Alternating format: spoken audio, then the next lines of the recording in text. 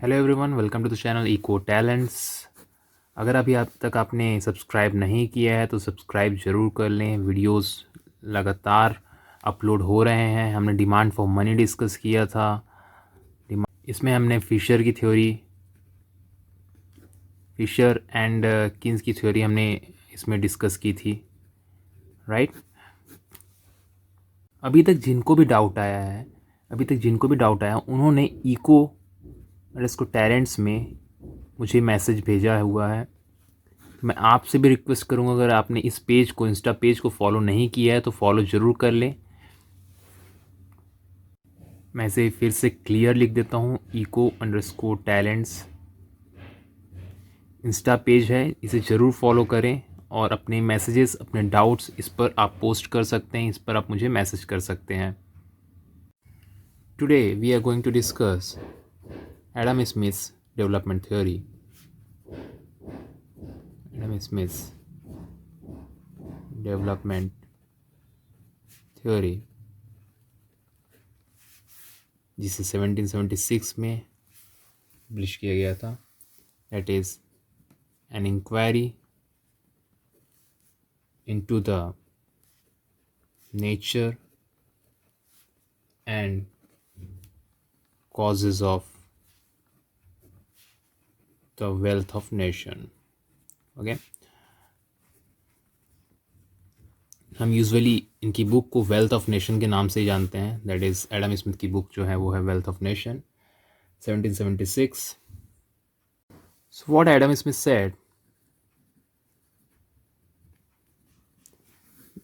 If you want growth just do best for yourself. अगर आप growth चाहिए economy में, अपने लिए बेस्ट करिए, और इन सभी बेस्ट को मिला के हम पूरी इकनॉमी के लिए बेस्ट कर सकते हैं, best the possible way, the best we can actually do. Okay, but John Nash ने बोला that is 1939, almost after 160 years, he said कि just do good for yourself, just do good for yourself, not best, not best. So according to Adam Smith, he said कि आप best करिए। क्या best है ये आपको already पता है, आप अपने लिए बेस्ट करिए। अगर किसी भी इकनॉमी में, जिस सपोज 4 लोग हैं, 1 2 3 4, तो हम इनकी यूटिलिटी को ऐड कर सकते हैं, राइट। अगर इसने भी अपने लिए बेस्ट किया, जो भी बेस्ट पॉसिबल था, इसने अपने लिए बेस्ट चूज़ किया, सिमिलरली बाकी लोगों ने भी बेस्ट चूज़ किया, what ever the possible best for them, तो जो ग्रोथ होगा वो वर्ल्ड इकनॉमी के लिए बेस्ट पॉसिबल ग्रोथ होगा,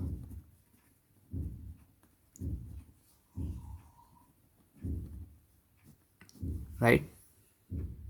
एडम स्मिथ का एक स्टेटमेंट है, that is if everyone is doing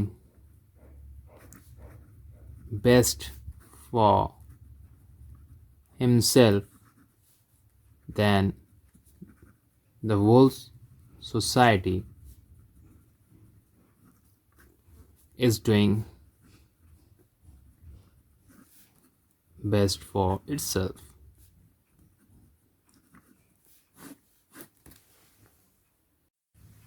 According to him, every person, every man is best judge of his self interest,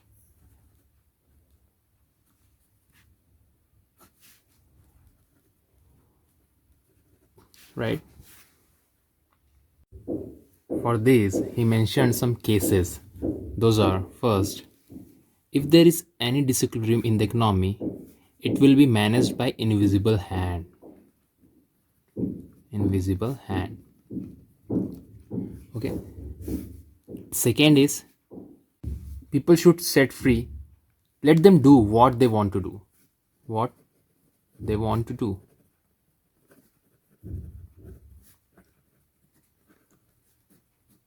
okay, it means अगर जिसको जो करना है अगर वो वही करे तो इससे जो इकोनॉमिक वेलफेयर है, economic welfare of the society है, वो इंक्रीज होगा. ठीक है, लोग जो भी कर रहे हैं वो उनके सेल्फ इंटरेस्ट का होना चाहिए. ठीक. And the fourth point he discuss that there should be laissez faire economy. Laissez faire economy,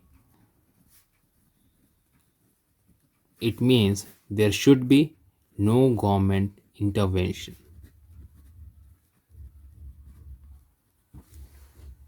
Also there must be division of labor.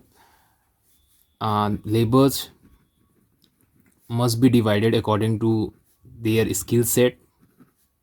It will be completely depend on their skills, और उन्हें उसके according divide करना होगा. Right. उन्होंने बोला कि जो productivity में इंक्रीज होता है there can be some reasons behind it. Those are, first is there might be increase in the skills of the labor. Second is like invention of new machines.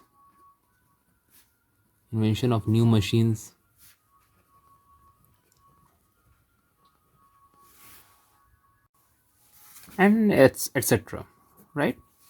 According to him जब machines होंगी और हम उनको according to skills, based on their skills अगर division of labour करते हैं, so there will be widening of market.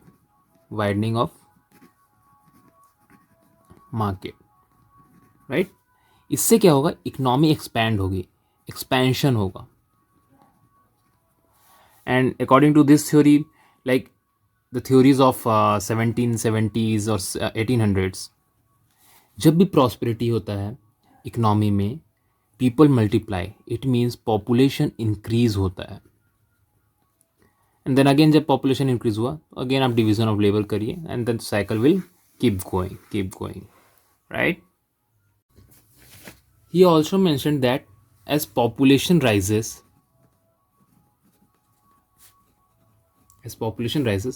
जो transport facilities होंगी वो भी इंक्रीज होंगी, ट्रांसपोर्ट फैसिलिटीज़ भी इंक्रीज होंगी. और साथ ही साथ क्या होगा, ग्रेटर डिवीज़न ऑफ लेबर होगा. डिवीज़न ऑफ लेबर और इंक्रीज होते जाएगा और इस एक तरह का साइकिल बन जाएगा, वो साइकिल चलते रहेगा. और इससे ओवरऑल जो कैपिटल है आपका, जो कैपिटल है वो भी इंक्रीज होते रहेगा. ठीक है. He also mention that capital accumulation जो होगा should preceded the division of labour. ठीक है. इस केस में क्या होगा, कैपिटल एक्यूमुलेशन होगा कैसे, इसके लिए ज़रूरतें क्या क्या है. इसके लिए आपको सेव करना पड़ेगा, बट सेव कौन करेगा, that will be capitalist, not labour.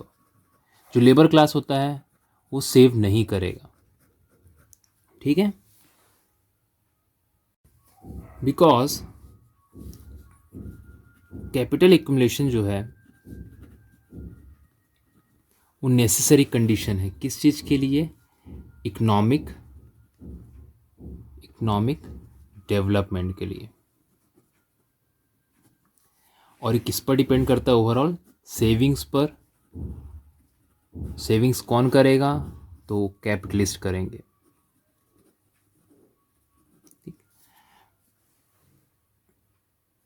Adam Smith never believed that labour will save.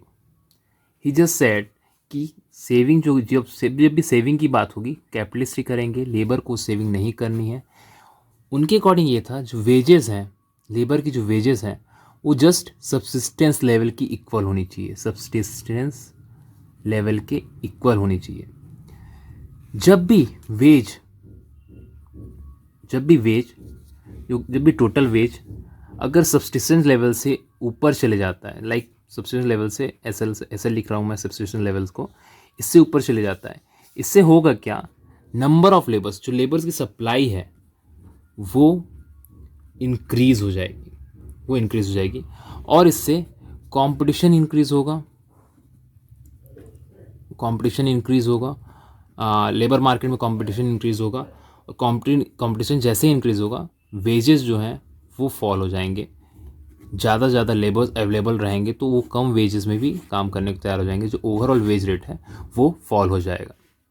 ठीक है। So as I said savings are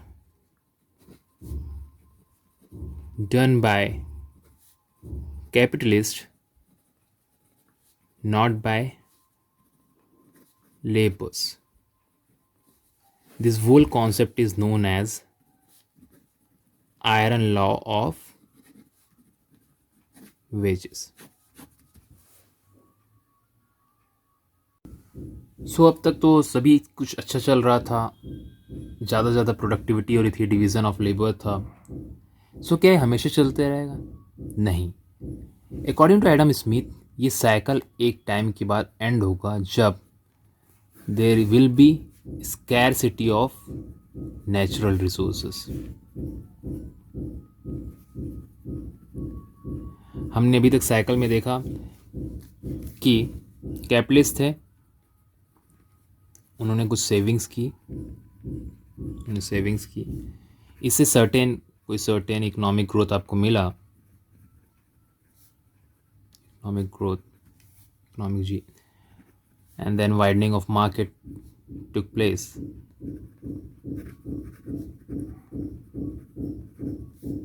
and then division of labour, and then labour productivity भी, जैसे division of labour होता है तो labour productivity भी कहीं ना कहीं इंक्रीज़ होती है,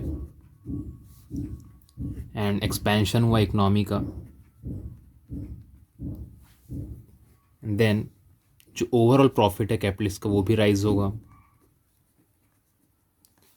साथ ही साथ प्रॉस्पेरिटी स्टेज है, so people will multiply in numbers, so population will increase, and then again widening of market, then again widening of market.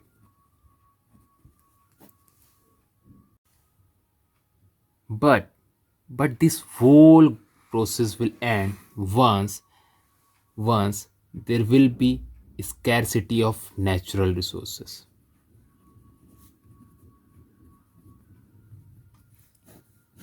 The widening of market will stop. Ultimately, it will lead to end of capitalism and the commencement of and the beginning of recessionary stage of the economy. अब जैसे ही scarcity of natural resources हुआ, इससे क्या होगा, जो भी आपका growth process था वो रुक जाएगा, और जो लेबर के बीच जो कंपटीशन था, लेबर कंपटीशन था वो इंक्रीज़ हो जाएगा। इससे एम्प्लॉयमेंट जो है, जितना एम्प्लॉयमेंट था वो फॉल होगा, साथ ही साथ वेज फॉल होगा, और जो competition among businessman will rise. इससे जो ओवरऑल प्राइस है वो भी राइज हो जाएगा, और हम ये जो स्टेज होगा यही होगा end of capitalism. So this was the theory of Adam Smith. कुछ डायग्राम है जो मैं डिस्कस कर लेता हूँ। तो आपने देखा कि प्रॉस्पेरिटी स्टेज में पॉपुलेशन भी बहुत स्पीड से इंक्रीज़ हो रहा था, बट जैसे ही रिसेशनरी स्टेज स्टार्ट होगा, पॉपुलेशन जो है आपकी, जो पॉपुलेशन है वो भी स्टेशनरी हो जाएगी, साथ ही प्रॉफिट भी कम हो जाएगा, वेजेस सब्सिस्टेंस लेवल पर चले जाएंगे, and there is no change in per capita income and production. So इसे ही स्टैग्नेशन भी बोलते हैं। अगर आप डायग्राम देखें तो हम इस पॉइंट से स्टार्ट किए थे, और एक पॉइंट आएगा जब एस पॉइंट पर, जहाँ पे इकनॉमी जो है स्टैग्नेंट हो जाएगी। The economy actually grows from K to S during the time part T. अगर हम टी ले लेते हैं तो T, the economy reaches the stationary state link to S where further growth does not take place, because wage rise ज़्यादा हो गया, सो high that profit जो है, जो कैपिटलिस्ट का प्रॉफिट था, वेज इतना हाई हो गया कि जो कैपिटलिस्ट का जो प्रॉफिट था वो ज़ीरो हो जाता है और कैपिटल एक्यूमुलेशन स्टॉप हो जाता है। So this was the theory of Adam Smith. अगर अभी तक आपने सब्सक्राइब नहीं किया है तो सब्सक्राइब ज़रूर कर लें। इस वीडियो को लाइक करना ना भूलें और साथ ही साथ इंस्टा पेज है इको टैलेंट्स, आप इस पर भी अपने डाउट्स पोस्ट कर सकते हैं, मैसेज कर सकते हैं। Thank you, have a nice day.